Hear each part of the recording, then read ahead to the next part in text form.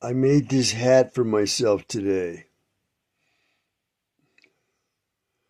I bought this hat uh, months ago in Value Village up the street from my house. And it's a really nice hat. It costs like $2.50. I think if you bought this hat in a store, it would cost you $35 or $40 minimum. One of the reasons is you see this nice touch to the hat, this red rim here. This is quite unusual, and it has a closure in the back that's very nice. A lot of hats have like a plastic one size fits all way to close up the hat in the back. This has a real nice cloth one where you can hide the extra uh, material that you might have when you pull the cap tight. You can run that inside the this area here so that it's not hanging out. Well, what I did here was it's something I've done for the first time. I took these letters that I bought from Maddie's Market in Kensington. It's a Jewish store and a nice one. And before it was called Maddie's Market, whatever it was called back then, the the friend of mine who was a concentration camp survivor, she took me to that store very proudly. She really liked that store, and we went in together and she bought some things. Now, uh, that was way back around, well, almost 50 years ago when she and I went in there. And since that time, the store's come under new ownership, I guess, and it's now called Muddy's Market. It's still a nice store, and I buy these letters in a packet, and they're multicolored and they're very large. Uh, I got them right here. Um, just grab one. What happens is you buy a whole packet of letters, but there's only like five of each letter in the packet. Okay, so certain Hebrew words, they frequently use certain letters, like the Aleph. I think that's the name of that letter. Here's the most recent packet I've bought. Come in a packet like this. Okay, now you can see they're quite large letters, and so when you do make like a shirt with a Hebrew word on it, the letters are going to be large. Let me find one here. A lot of the shirts I made are packed in my bags. Well, I want to leave the United States and I want to leave forever. Okay, here, I'm finding a shirt here. Here's an example of a shirt.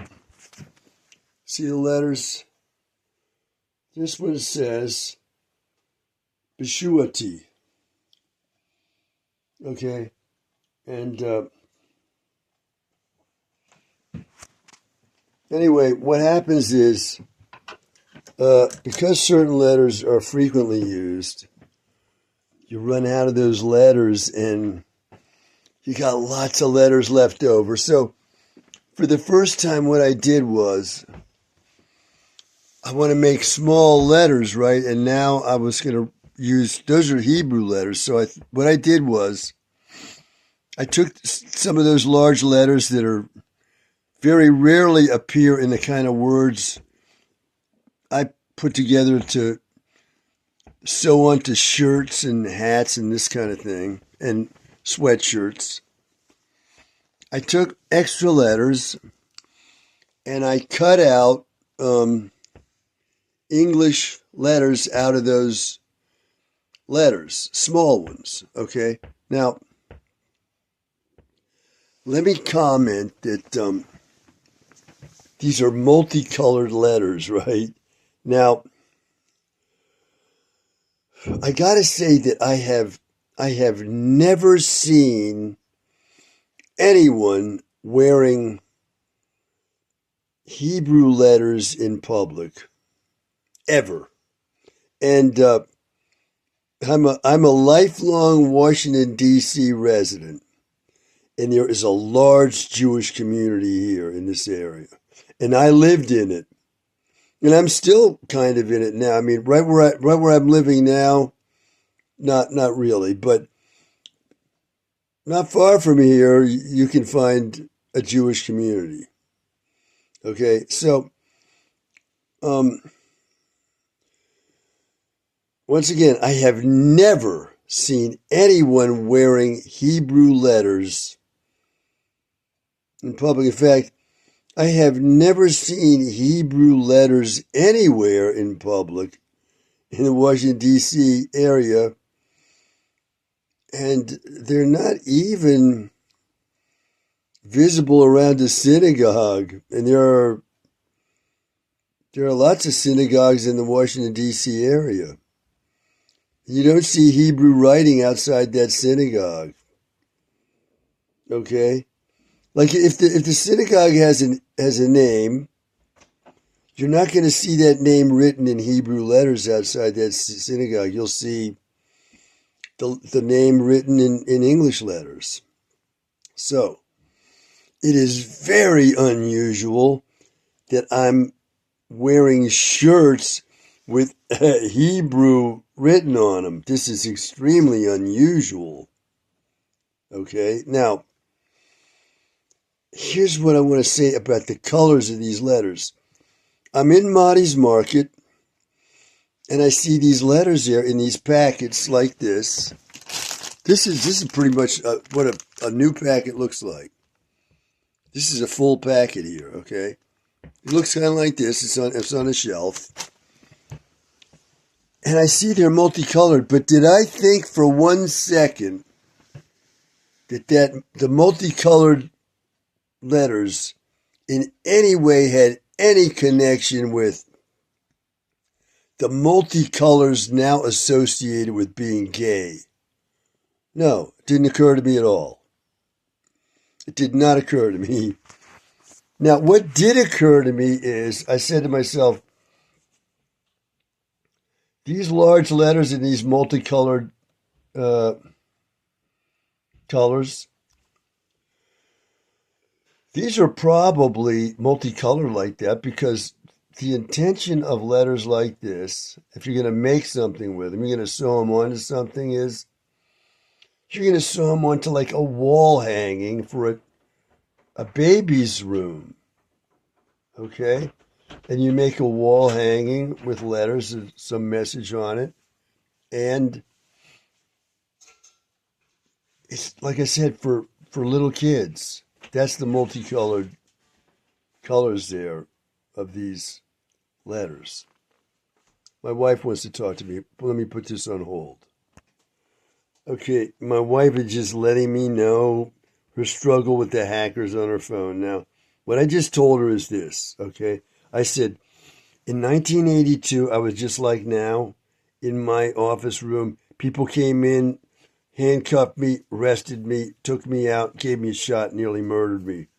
I said, they broke the law, and there were people, trusted people in authority, who outrageously broke the law and nearly murdered me. Anybody believe that? No. So I'm telling my wife, I said, you're being cheated. She thinks she's going to beat these hackers. This is national level phone harassment where you go into Apple, they say, these phones cannot be hacked. They can't be hacked by secret police? Yes, they can. So the secret police are in there doing what? Breaking the law and cheating her and me and doing this as if they're right in doing it. So I'm telling my wife over and over again, you're not going to win this. She thinks she's struggling. She's going to do this. She's going to do that. Figure out this. I said, they're cheating you and breaking the law. You're not going to win. You don't win a game where the other team is cheating. You're not going to win that. But she doesn't agree, you know. She's still staying with this. Oh, God. So where was I? So I was saying I cut these letters out of letters that don't usually appear in the kind of quotes or words I put on shirts and sweatshirts, this kind of thing. And you know, this material is great. You know, when you cut it, it doesn't like, what do you call that, fray. You know what I mean? The material just stays right as it is, and it's very strong. These have been individually sewed on here by me, and well, one of the advantages of these letters is they have sticky on the back, so there's like a little paper layer over the back, and you peel it off, and it's sticky there, so you can put it on the hat, and it'll stay right there. So that way you can arrange the letters just the way you want them, and you know ahead of time you got them set up right, and then you sew them on. Well, it's a lot of work to sew those on. It took me all day, but I think I got a nice hat. So I was commenting that these multicolors here, the intention was multicolors like for a baby's room. But then, you know, like I've had these for like months now, maybe over a year. I don't know how long. And, you know, I've been putting them on shirts.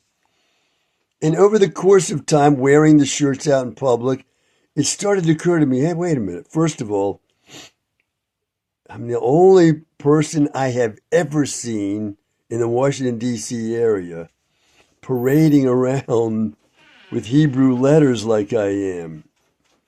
Nobody does that. I mean, Jews do. Of course, non-Jews could do it, but you don't have to be Jewish to study the Hebrew language.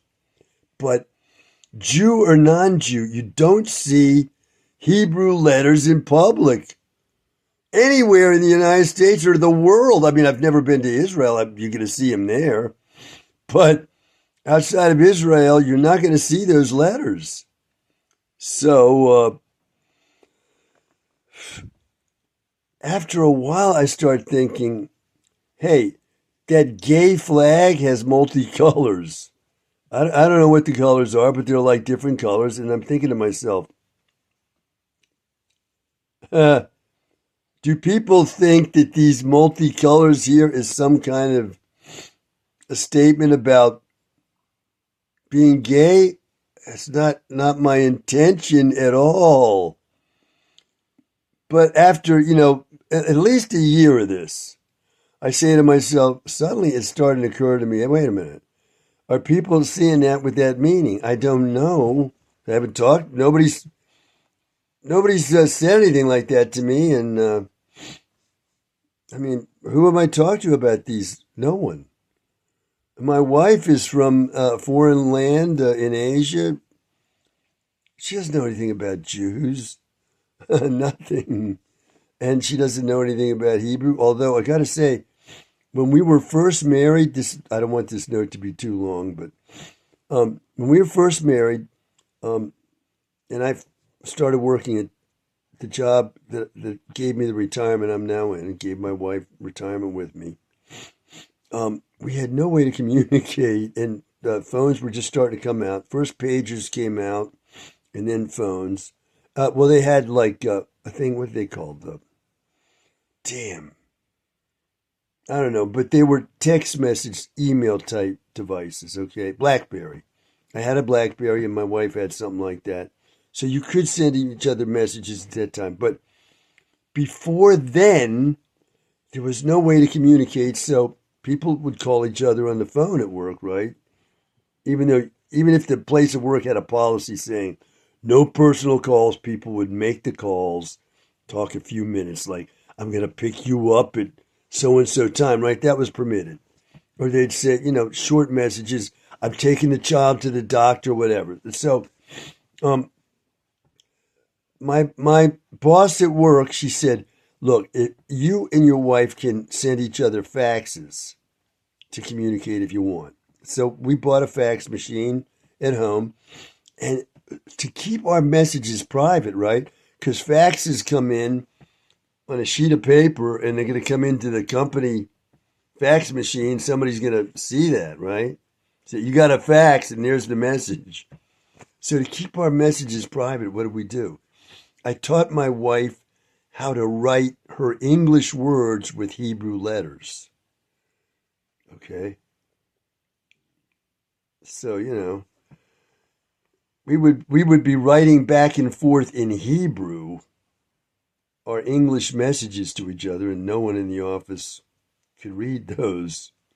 Okay, so anyway, this hat says Edizione del Cuore, which is the name I gave to my company. I wanted to have a name for myself as a writer. If you might think I had a company as a writer, well, I never made a penny, but I registered this business name, Edizione del Cuore. I registered the name uh, as a business name and paid taxes each year on my business as a writer, Edizione del Cuore, and kept records and all. And I used the name online. I had a website at one point and all this. Well,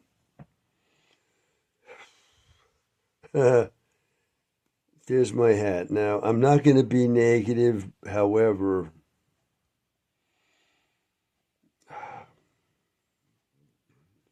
well, let me just let me just not venture forward anymore in my comments. Uh, I would not very probably not be doing this kind of thing. The way peers of mine, you're not going to find them doing this. You're just not. Um, I'm doing this because you find when you're said to be crazy like me that this is a good thing for crazies to do. What do they call this in the mental prison system? They call this. I think they call this occupational therapy. OT. The crazies can weave baskets and do other crafts of that kind, and this is a very great thing for a crazy to be doing. You did that. Oh, gee. Oh, that's great. Well, um, now that I got lots of time waiting around for Bishuasi to show up, this is how I'm spending my time.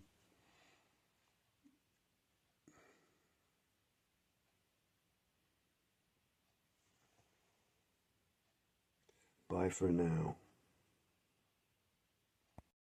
Here's a footnote.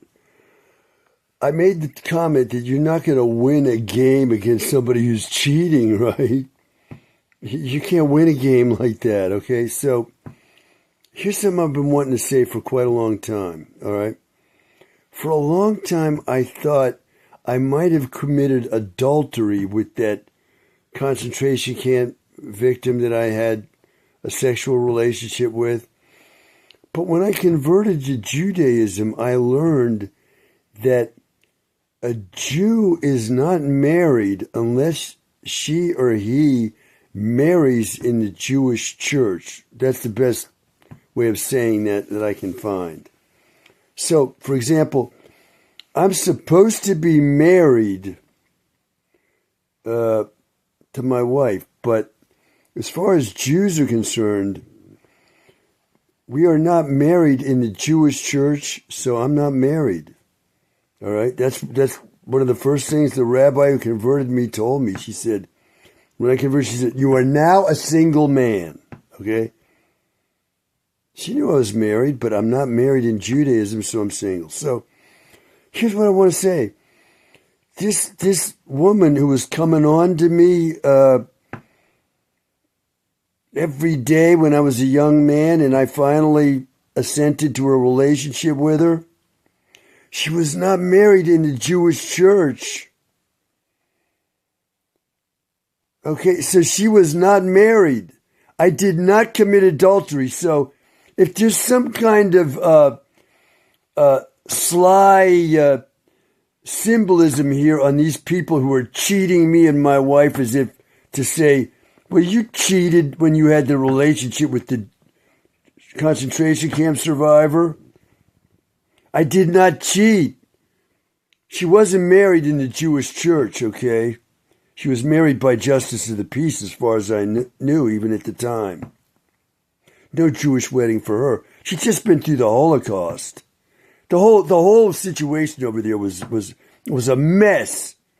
She didn't have a nice Jewish wedding the way I'm sure she would have wanted. She married a man she didn't even love and didn't want to marry at all. So she's going to have a nice Jewish wedding with him. She did not. So I never committed adultery, and I've never been unfaithful to my wife. And I'm not hiding anything from her now when I'm trying to develop a relationship with Beshuasti. I am a single man. So there. You're going to cheat me and my wife. You're going to be brought to justice for what you've been doing to us for the past 10 years. And that's all. Nothing else is going to happen.